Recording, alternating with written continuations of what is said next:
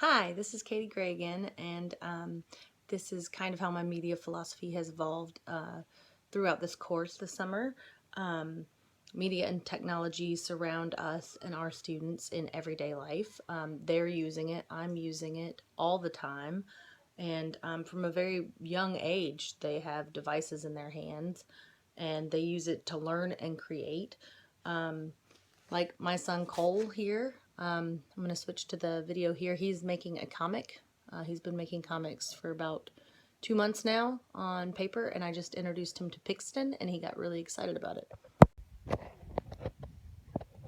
Kids love playing with technology, even when they're not actually doing schoolwork. Point in case is my son Cole, and he is using Pixton, one of the apps that I just learned about in this class, to create his own comic. He has been very into comics over the past, 2 months, and creating his own. He's been using paper and pencil, but he seems to really like this. Cole, take a break for a minute. What do you like about Pixton so far? Choosing your characters and then writing your story. You get to choose your own characters and write your own story. And if you were to think about this, now you are going into 2nd grade, right? If you were to think about this, would there be a way to use this in a classroom? Probably, yes. Yeah? Yes. How would you want to use this in a classroom? Like if you wanted your teacher to assign you to make a comic strip, why would she need to do that? Or he need to do that? I don't know. You don't know? Yeah, I don't know. But you'd like that, huh? Yeah. Why would you like it? Because then you would be able to write your own story in class and then probably sell it in class. Yeah, that'd be pretty great. Mm-hmm. Thank you, Cole. Okay, so that was my son Cole being really excited about Pixton. These tools can be used for fun and for education. It's our role as teachers and educators to meet these students where they're at and to have them find joy in learning and have fun with the learning. This is all things that we want them to be excited about because the subjects that we're teaching, we're really passionate about. And so when we meet students on a level that they're excited about with technology that they want to use, where they're thinking, this is cool, I get to use this tool that I use at home, or I've always wanted to try this and I didn't have time to, or I didn't have the technology available to me to be able to use this. We as teachers can provide that to them and make our subject come alive for them. This is my daughter. She is playing on my phone using an app called Musical.ly, and you'll hear what she has to say about technology in the school classroom. So media is in our everyday lives for our kids. Always doing stuff creative with different apps. This app that my daughter is doing is Musical.ly, where she creates her own music videos. Hey Stella. Yes. I know you were in the middle of creating something there. But do you like Musical.ly? Yes. You do? Okay. So what do you think are the benefits of you playing Musical.ly?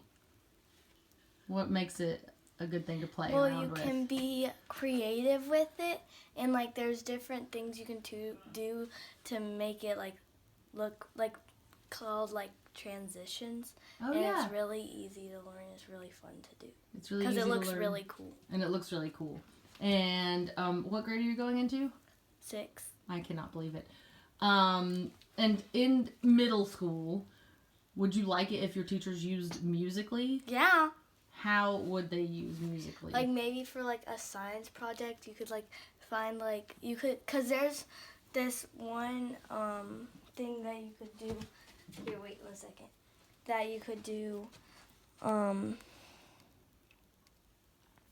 right here, and you could go shoot first, and you could talk about the science project. Oh, cool. Because it doesn't have any music doing it. So yeah.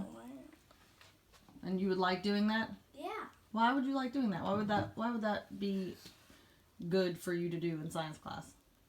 Because you could, what do you mean? Well, like, why would it be good for you to use Musical.ly in science class?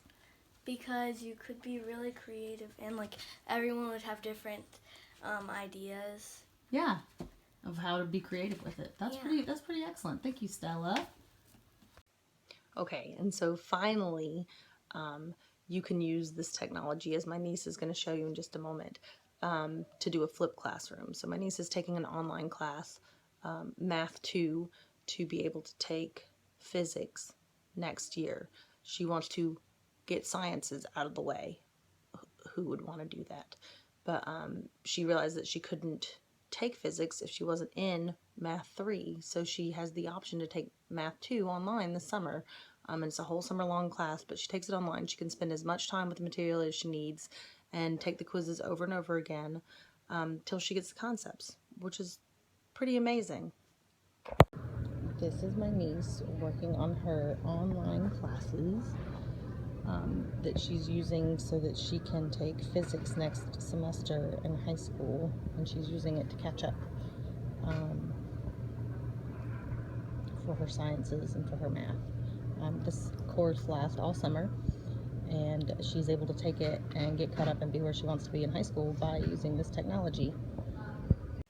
Okay, and finally, because I don't want to take up too much time, my philosophy about how I'm going to use media in my classroom. I use a lot of media anyway. I mentioned this in my first video. We do a lot of research in my class, but I feel like I can bring to the table a lot more tech tools that students can use, that I can use, to make all of these projects and all of these big ideas that I have in my head easier for the students to see through all the way. So I'm going to use Google Classroom. I think that's fantastic. It'll put all of my sources in one place. I'm going to make TED Ed lessons, not just show TED Ed videos, which was what I was doing before, but really make the lessons surrounding that, which I'm excited about. I'm going to make sure that I'm sharing all of this with my students, because beforehand I was kind of the mentality, if you didn't get it the first time, you didn't get it, which is totally wrong. I read so much slower than anyone else in the whole wide world, I swear. But that doesn't make me any less smart than people who can read fast. And I don't know why I had this mentality this year of get it right away. So I'm going to be sharing my slides and sharing my my lessons with them, sharing videos with them. I want them to use the Trello, which is the checklist website that I found, so that they can check off when they're doing their group work. They can check, so-and-so has done this. It's been moved over to the finish. We still need to do this to keep everybody on track. And it also allows for that differentiation to go on, where students can move faster through material but still have something left to do. I want to do more of that in my classroom, and I want to guide them a little bit better with what tools they're using, have them create and try different tools like Pixton to create storyboards instead of just drawing it out, like using the website Vercelli, where they can enter data and it automatically makes a graph for them. And trust me, I love my students to be artistic and creative too, and they're going to have that paper pencil time. But I think that Jennifer Goodnight said it best in that NPR article, which was more teachers flipping the school day upside down.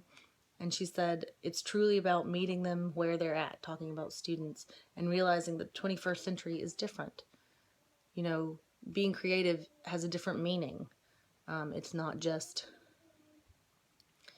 sitting down and drawing. You can be creative. You can have these creative thoughts and not necessarily be artistic in this day and age. And you can show your work in a different way through that. And I love that about media and technology in the school classroom. And I'm going to try to utilize more of those tech tools and guide my students more than just the basics, which was what I was using before. So I'm really excited about this upcoming school year, and I hope to try out tons of different stuff and see what works the best. Thanks for listening. Bye.